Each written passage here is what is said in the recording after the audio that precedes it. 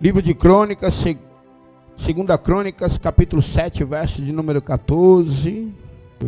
A Bíblia diz assim, ó: e se o meu povo, que se chama pelo meu nome, se humilhar, orar, buscar a minha face, e se afastar dos seus maus caminhos, dos céus ouvirei, perdoarei os seus pecados, os seus erros, curarei a sua terra. Você pode sentar glorificando a Deus.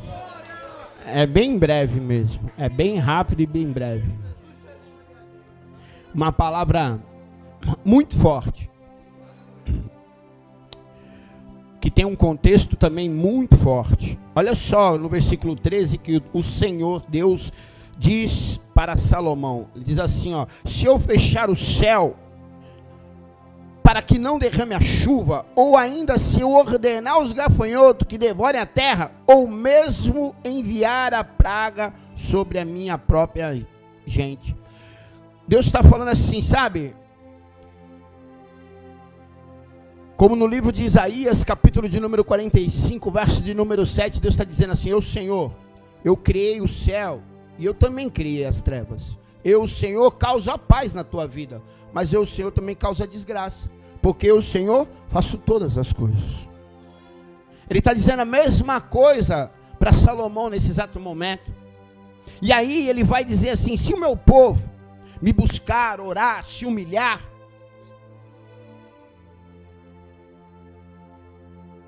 buscar a minha face, aquele povo que me chama pelo meu nome, buscar, orar e se humilhar, eu mesmo ouvirei, perdoarei os seus pecados e sararei a sua terra. Eu mesmo ouvi. A Bíblia vai dizer que os ouvidos de Deus não estão tampados para que não nos escute, e a mão de Deus também não está curvada para que não te abençoe. Por isso que muitas vezes, eu e você, nós precisamos ter ouvido o Luan falar de relacionamento. Você precisa ter um relacionamento com Deus. Deus sabe de todas as coisas, Ele é onipotente, onipresente, onisciente.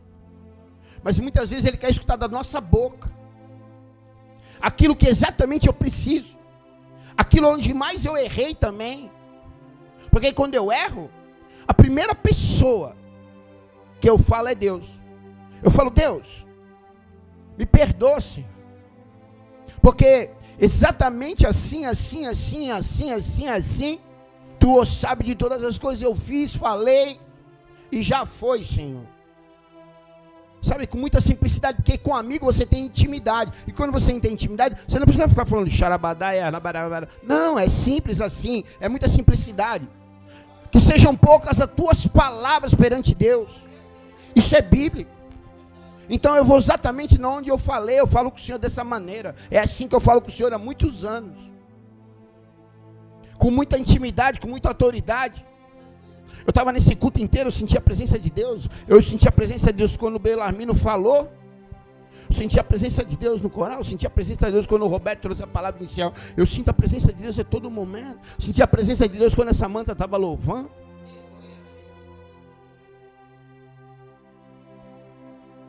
Mas assim como eu sinto a presença de Deus num culto igual esse, eu também sinto a presença de Deus quando eu estou sozinho no meu escritório.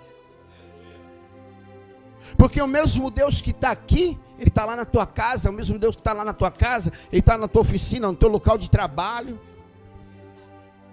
Então eu tenho que entender isso, que eu sirvo um Deus vivo, todos os dias. Não é um Deus que está crucificado numa cruz que morreu e acabou, não. Ele é um Deus vivo. Ele é onisciente, onipresente, onipotente. Ele é o Deus que sabe todas as coisas, é o Deus que ouve e fala todas as coisas, é o Deus que faz todas as coisas. Foi Ele que criou o céu dos céus, os luminares. E nós temos que ter essa reverência, esse respeito em todos os momentos. Eu tenho que ter essa reverência, esse respeito quando eu estou dentro da igreja. Eu tenho que ter essa reverência, esse respeito quando eu estou no meu local de trabalho. Eu tenho que ter essa reverência, esse respeito quando eu estou com a minha família. Eu tenho que ter essa reverência, esse respeito quando eu estou com os meus amigos. Eu tenho que ter essa reverência, esse respeito quando eu estou lá no campo de futebol, porque eu gosto de jogar futebol. Eu vou no campo de futebol e lá eu também ajo como cristão, porque principalmente tem que dar bom testemunho, porque eu estou ali no meio de um monte de pessoas ímpias e que estão observando a todo momento o pastor. para ver se eu falo um palavrão, para ver se eu falo uma besteira, para ver se eu me revolto com uma jogada dura. Então, em todos os lugares eu entendo que eu tenho um Deus que está me vendo e me observando.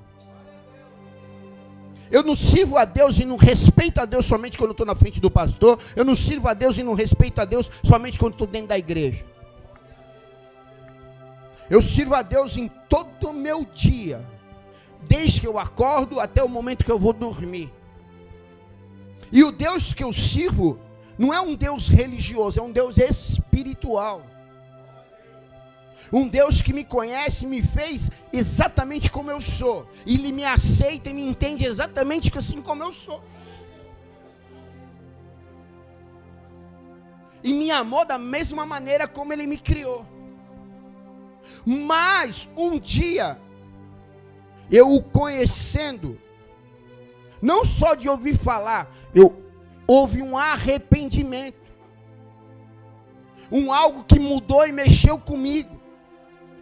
Algo que transformou a minha vida, que curou a minha terra, que sarou, que perdoou os meus pecados, que me aceitou exatamente com todas as minhas falhas, em todos os meus erros, assim como o Roberto ministrou na palavra inicial. Ele entrou na casa de Zaqueu, entrou da maneira como ela estava, e da maneira como ela estava, dependendo do coração de Zaqueu naquele momento, e entendendo e conhecendo, ele entrou daquela maneira, falando: não tem problema, Zaqueu, que a tua casa está bagunçada, não tem problema, Zaqueu, que a tua casa está desarrumada, mas é assim que eu vou entrar na tua casa, porque a partir de agora, quando eu entrar na tua casa, aquilo que está desarrumado vai se tornar arrumado, aquilo que está bagunçado vai se tornar organizado, e aquilo que está doente vai começar a ser curado.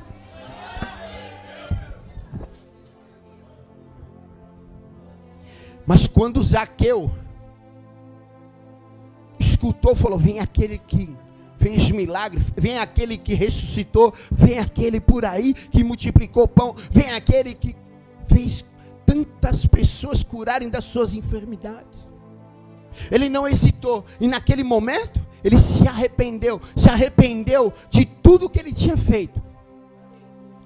Exatamente isso: se o meu povo me buscar, me orar, se humilhar, eu mesmo virei.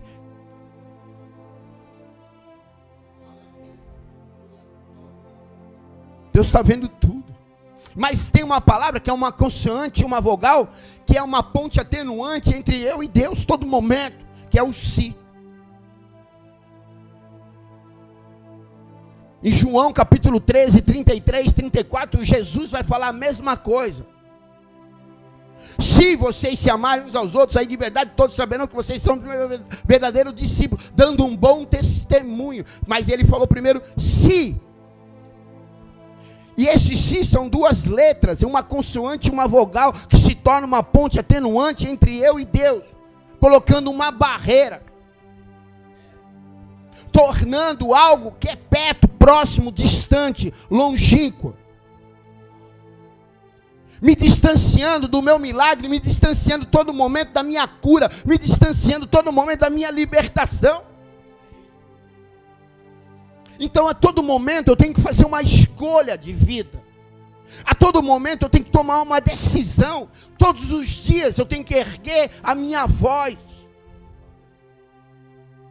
e dizer: Senhor, eu estou mal, Senhor. Eu estou precisando, Senhor. Me ajuda, meu Pai.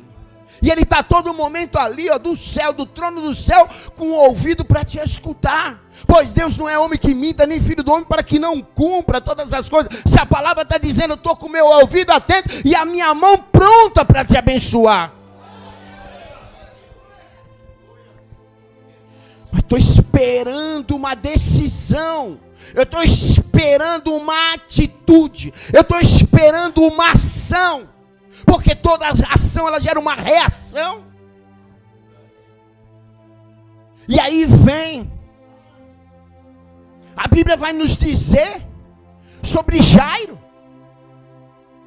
Sua filha está doente. Ele abandona a casa. Porque sabe, escutou, viu, investigou. Porque ele era um dos fariseus.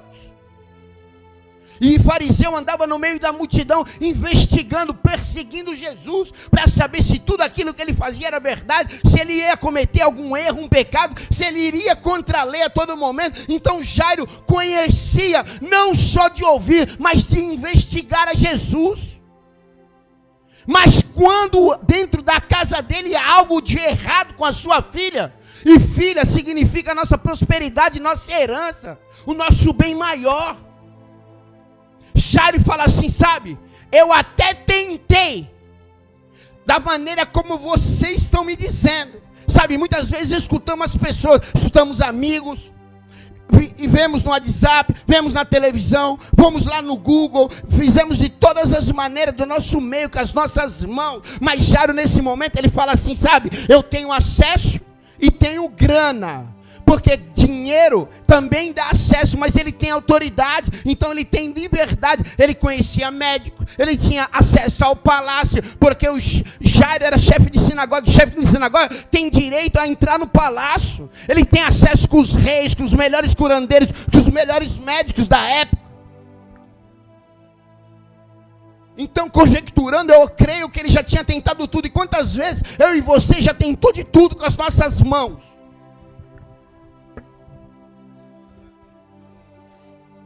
E até quando eu vou tentar com a minha força?